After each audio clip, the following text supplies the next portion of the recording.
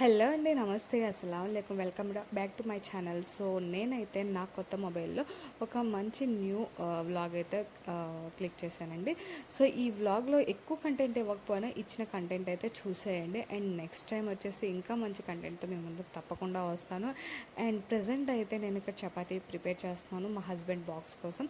So ఆయనది night shift కాబట్టి dinner అయితే ప్రిపేర్ చేస్తున్నాను. చపాతీస్ మా ఇద్దరికి కాబట్టి సరిపోతుంది ఆ మాత్రం. సో ఇక్కడ చపాతీస్ ఎప్పుడైనా మెత్తగా రావాలి అంటే పిండిని ఫస్ట్ మెత్తగా కలుపుకోవాలి. అలా కలుపుకోవాలంటే ఫస్ట్ మీరు ఫింగర్స్ని యూజ్ చేయండి. నేను ఏంటంటే పిండి కలిపినప్పుడు చూపిద్దాం అనుకున్నాను, అది మర్చిపోయాను.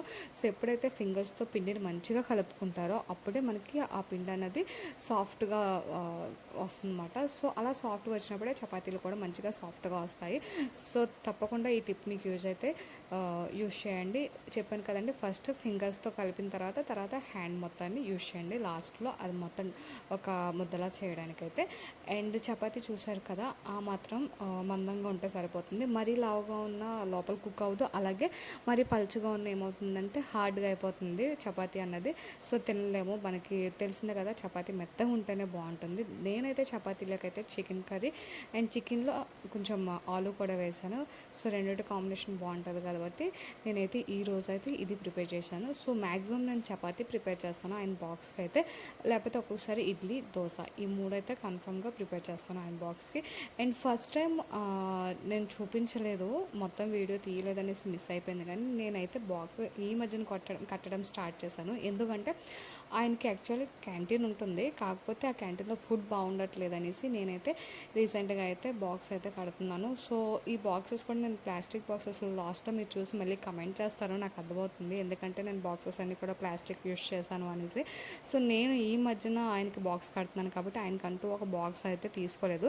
నేను ఒక బాక్సెస్ కూడా తీసుకోవాలనుకుంటున్నాను ఆయన గురించి.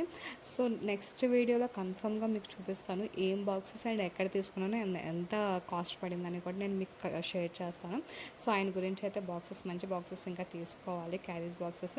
సో ప్రజెంట్ అయితే మామూలు ప్లాస్టిక్ బాక్స్తోనే కడుతున్నాను, ఎందుకంటే నా దగ్గర అదే అవైలబుల్గా ఉంది కాబట్టి.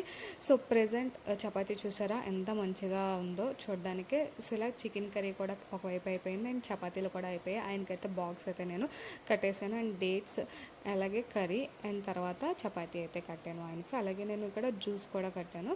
సో జ్యూస్ వచ్చేసి అది కర్బూజా జ్యూస్ మాట, మస్క్ మిలాన్ అంటారు కదా, దాంతో చేశాను ఆ జ్యూస్. అండ్ తర్వాత వచ్చేసి వాటర్ బాటిల్.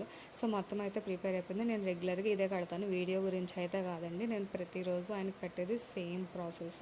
సో ఏమైనా స్నాక్స్ ఉంటే స్నాక్స్, ఒక్కొక్కసారి మిక్చర్ అలా కడతాను. సో ఎన్ని కట్టినా కూడా ఆయన ఎక్కువ ఏం తినరండి, ఓన్లీ టిఫిన్ మాత్రమే తినేసి ఏమైనా స్నాక్స్ కడతా మళ్ళీ రిటర్న్ తీసుకొచ్చి నైట్ వచ్చినప్పుడు ఇక్కడ తింటారు అనమాట. అంటే నైట్ 2-2:30 అవుతుంది కాబట్టి ఆ టైంకి మళ్ళీ ఆకలేస్తుంది కాబట్టి ఆ టైంలో వచ్చి మళ్ళీ తింటారు అనమాట.